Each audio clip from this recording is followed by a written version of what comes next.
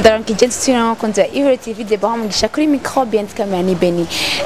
Guys nandabakumbuye sali sava mumeze neza. Kandi baramutse nongira ndabasaba abatagira subscribe ko mwoyigira niba ukora iyi video taragira subscribe genda uyigize nshimira nabagye bonse mumaze kugira subscribe ku channel ya YouTube Ihuriro TV.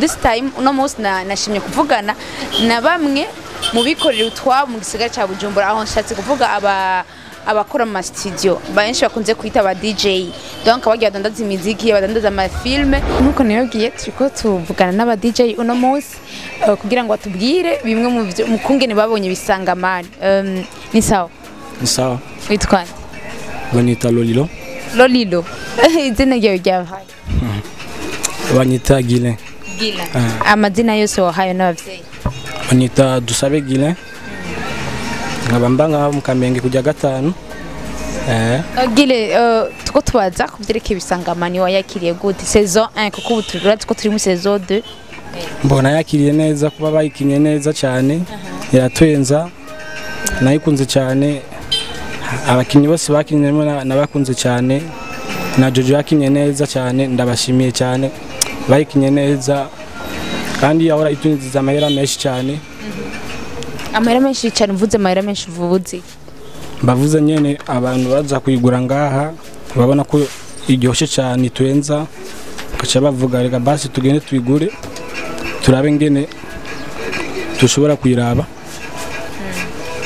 mbo yari iryoshye cyane nanje narayikunze kweri naronka abakiriya benshi kujya filme yari iryoshye cyane yahora nyinziza amahera menshi cyane none ushatse kuvuga amahera menshi wo kugogereranya ku munsi winjiza nkangaye mbo ku munsi ninza nka 15000 ku film imwe cuhara rero ku kwezi kose abantu bazi ibiharuro baca duharurira ni mutubabarire ndashaka kumenya kuko ubu saison 1 yaraheze baraca ariko barayirondera cyane yego baraca bariko barayirondera mbo kubera yaheze kahereye kuri senkani mugabo benshi bakaca bavuga oya hajya ni yaheze bakaca baguma baza kuyirondera bakaca bavuga ijya atorayibonye kuri YouTube mugabo nirasohoka baguma baza nga kuyirondera tukababwira ijya nirasohoka aho muri YouTube baramuraba nyene ama publicité mugabo nayo irasohoka natwe turindiye isohoke umunsi uzosohoka tuzobabwira kuko ndibuka ko bayigeze gucisha ko ama behind the scene n'ama publicité yayo bayi promotinga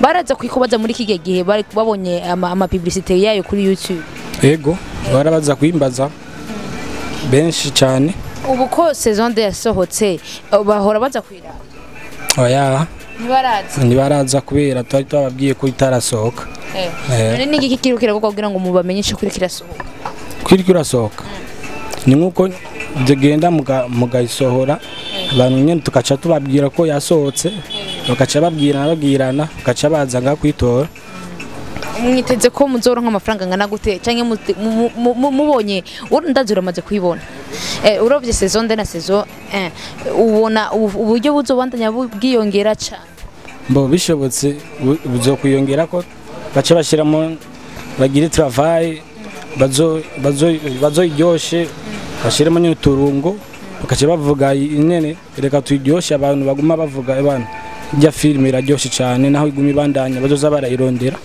yego niyihe nyigisho wakuye muri bisangamani saison 1 mbona ko inyigisho nyinshi cyane nkuko nofata abantu nkuko ngenda ndyosha abantu mbo nato ibintu byinshi cyane mbo nabonye bakina neza cyane nuko bifata nuko nyene natwe tushobora nko kwikina tugakoresha amajambo bavuze tukagira nayo iwacu mugabo natwe dukina comedy twarabuza amahera mugabo ya comedy nyene yaryoshe twakuye mu nyigisho nziza cyane ndabashimiye cyane bayikinye neza baryosha abantu gusa tuvuga ko ari umugisha Imana yamuhaye ko yahora aryosha abantu bakinye neza cyane inyigisho nakuyemo inyigisho nziza cyane ndabashimiye kandi ndabashimiye yego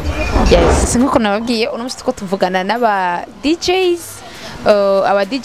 bagiye bakora mu studio batanga ama filme check imwe n'imiziki but this time tuko tuvugana about bisangamani uyu muntu aravuga ikirundi akavanga n'igiswahili ndaza za kuvuga ikimuje mu cyose braza mama poa uko poa safi kabisa mepoko yaje bisangamani vema bisangamani sinema iko fresh iko vizuri vema kila mtu anafuatiliaga juu imemfunza vitu vingi sana kutokiana na Jojo na Chris na Gasore Chris ni mtu alikuwa na hela, Gasore amekuwa maskini. Make Jojo akatofautisha umaskini na hela, akaenda kuipa kwa hela. Nyene make alitia hela mapenzi na hela. Ni vitu viko tofauti sana, lakini sinema yocheza vizuri sana vraiment.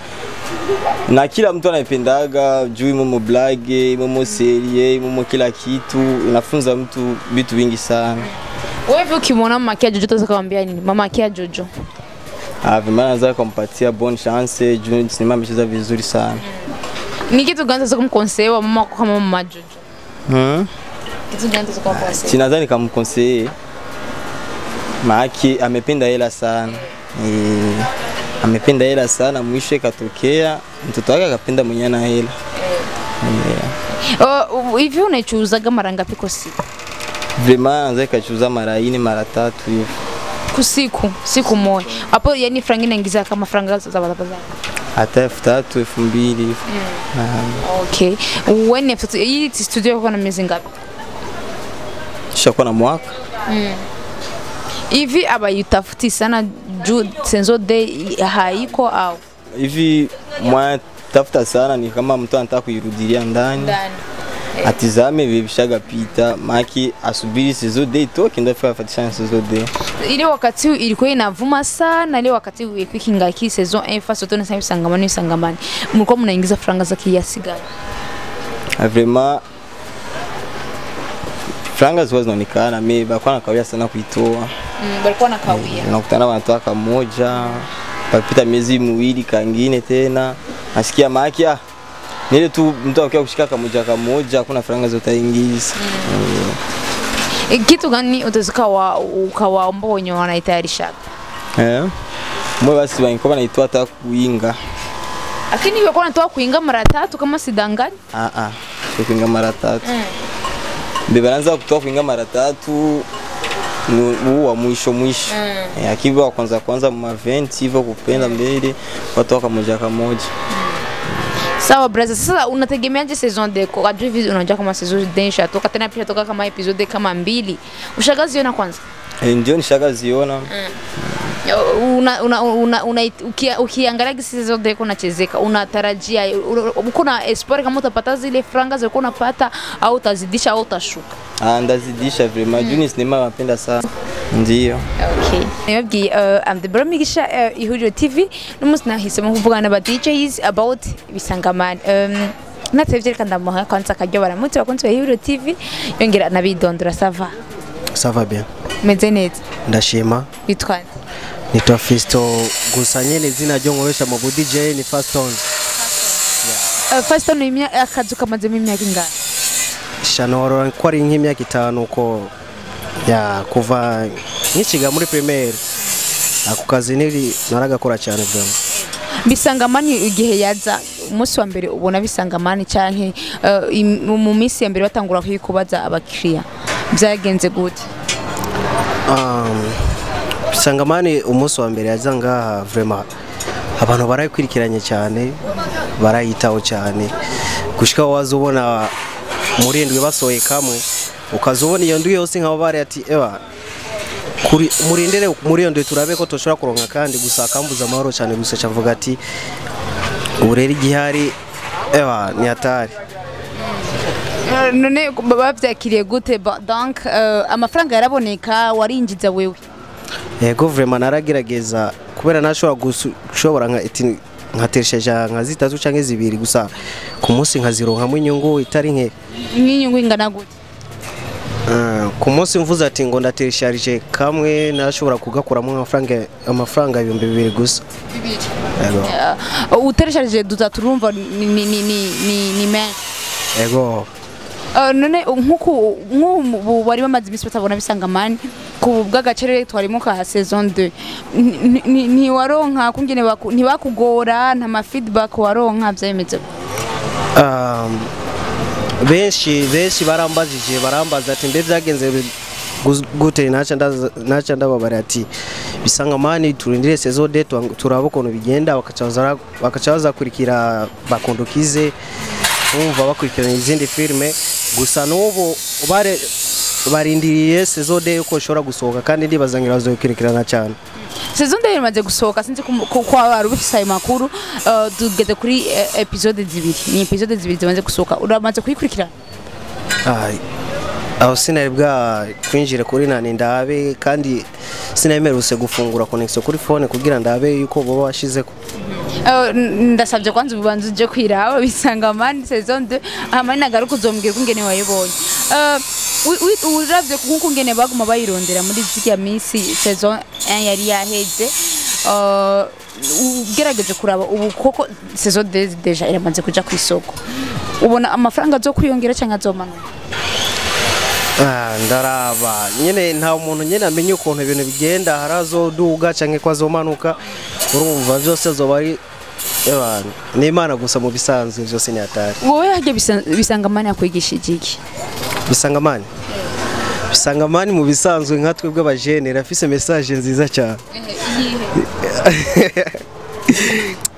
ni atari wumva ngaho message nabonye muje hajyano mbona yo kumenga urumva havuga inoti utagira inoti nta kantu nyene urumva tuca twimanukira gusa nje kugira ngo uronke iyi baby urumva ko utegeza kuguba ufise inoti nyene nogira ngo we no kuronka nagire inoti shoboka ko utegeza kuba ufise inoti tugene kugira ngo uronke baby guys ni inoti ariko sivyo bijya bintu sivyo wavuze ngo yahora iteba mu gusohoka nikiye kintu usaba kugira ngo bahindure muri bisangamani bisangamani no saba ko bo kwiyongera gato inko mu ndwi bagasora basinga 2 canke 3 umva byose akaba ari amafi gusa urumva ushaka guma winjiza gusa Sister reka ndagushimira kanya waduhaye ego namwe urakoze cyane yego DJ Sava mutenete makuru imisi meza vraiment amakuru imisi menga ndamutse turazinanye reka nicari nawe utamaye karibu ni sawa akazina kanyu kwa Jibril kubwimana aka kazi wagatanguye ryari akazi nagatanguye guhera muri 2018 mpaka gushika muri 2021 donc kamazemo 3 ans ego Jibril first of all ndagiye kwanza kuvugana nawe kuri micro za Ihuriro TV turi Ihuriro TV ndashaka kubaza kuvyerekeye bisangamani saison 1 saison ya mbere yaheze urazi ko bariko kina saison ya kabiri hamaze gusohoka seri zibiri ndashaka kubaza kuri saison ya mbere wayakiriye gute donc ukibona wayakiriye gute wowe ubwawe saison ya mbere muri make ya bisangamani nuko twayakiriye muri make yarakiriwe neza kaya ku buhinga bumeze bien impanuro nziza bivaye nuko abantu hari ukuntu dufate nka Jojo ukuntu yemeye atashatse gukurikirana amaronko cyane hanini agashiraho urukundo imbere ntiyishinga ntafate ibintu by'amahera byahatari ngo nuko ngago abariko baramurondera afise amahera menshi gusa yitaye urukundo yose n'inyigisho yadutwenza katuruhura ku mutima ibindi bintu byinshi nyene ego wowe kuri urazidandaza ndabizi urayidandaza cyane gose ndashaka kumenya uburyo yakwinjirije byanjirije vraiment ntabeshe vraiment aranyinjirije kuko ubwa mbere ho zigitangura kuza zose kira fasi yose yaravuga ati bisangamani catuba oblige kuzirondera zaraduhaye amahera kandi uziracaya duhano ige saison ya mbere n'ubu aracayigura cyane baracayigura n'ubu ugereranyije nko ubwa mbere ku munsi haza nk'abantu bangaye bayirondera ku munsi twarashobora kwakira nk'abantu barenze 10 barondera iyo saison 10 na 20 uko bivaye n'ukuntu bagenda bayumva uburyo bwa wari wese akaba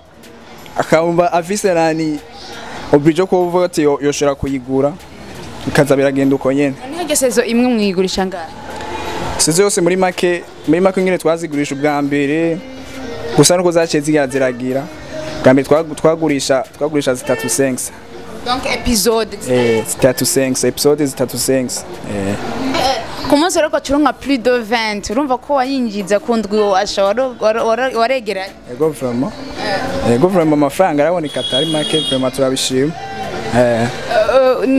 ndashaka kumenya sezo ya kabiri iyi sezo ya kabiri yakiriye gute sezo ya kabiri nayo ni nacibaye muri make none novuga ati vraiment none turiko turaraba nayo ni gusa none novuga ko nayo ni kirakinwa mu buryo bwiza nayo ego tubona muri make tubona ko iya kabiri kuntu Jojo yaciye atangura kuvuga yuko inda yari afise yuko ari agasore muga tugiye turaba tubona ko umenga yo bari nk'iya Chris wo bibonye niko tubibona ko bari ya Chris mu gihe bari kuvuga ko ari ya Chris kubera ngovuga ko guhera muri ntuze ya saison ya mbere ari we muntu bagendanye umwanya munini kaba basohokanye n'igihe kinini ibintu nk'ivyo kacha turati muri make byo bishika tukabona ko inda bari ya Chris mu gihe ro Chris yo bari mu gasho cyosaba ko bamurekura hama akabona kurera umwana nyimba ari wiwe mu make majambo make ko turemeza ko bari nko wiwe yego reka ndagushimira yego nawe murakoze